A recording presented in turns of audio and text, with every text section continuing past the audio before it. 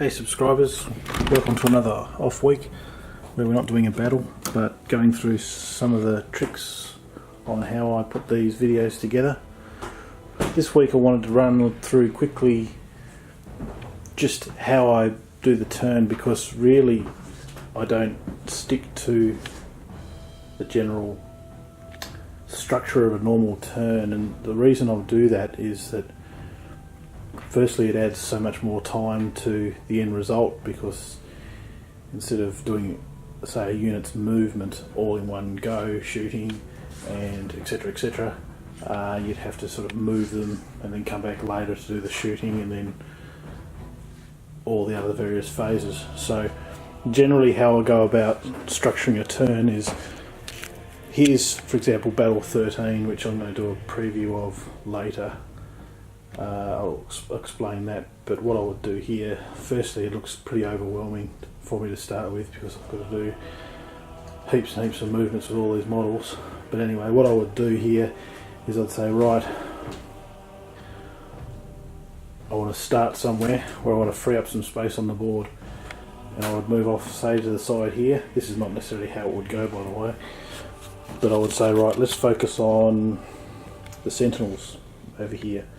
And I would say, look, they're obviously not going to do any shooting of any kind. It's probably a little bit too far away to hit anything over there, but I could probably move them from here up, say, next to that building. Oh, that's obviously a bit far, but look, they could probably come just up next to this rock here. So I would just basically do the stop motion movements that I explained in my earlier videos to move them up to there. And then I would generally pan the video across to the next unit, work my way across the board, because that would free up space where those sentinels were for these guys to move into. So these heavy weapons units, I imagine, now I'm just thinking off the top of my head here because I haven't really planned this battle out, but they might want to, say, move up into that building up there and sort of set up positions inside that building, so they probably can't get into position fully. It's probably too far to get there, but I would generally move them from here up to, say, you know, here or something like that.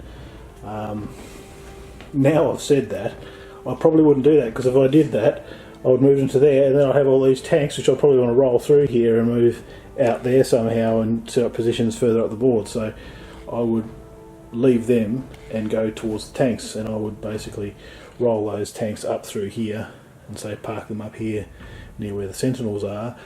That would free up space over here, but then I would move these heavy weapons units up behind and go to that building in the following turn, like I talked about. So it's really just kind of working out how to manage the space across the board, because it doesn't really follow a normal traditional turn structure, but that's really how I have to do it. So I start with the easiest stuff first to move it out of the way, but also bearing in mind it's got to stay in a, you know, in a reasonable cover position, or something that's a legitimate move. We don't want them moving out into open space and being cannon fodder for somebody. So we've just got to manage it across the board. So what we find is I'm kind of jumping across the board at times, doing various units to free up space to then move into. So while not 100% focused on the tactical reasoning behind it, it's also there to gel in with the flow of the turn structure that I've had to adopt. I really don't think I can follow a full proper turn structure for a normal battle, but I could be wrong, and I'm constantly trying to update it. So if you've got any comments and different ways I could do it, I'll be happy to hear it.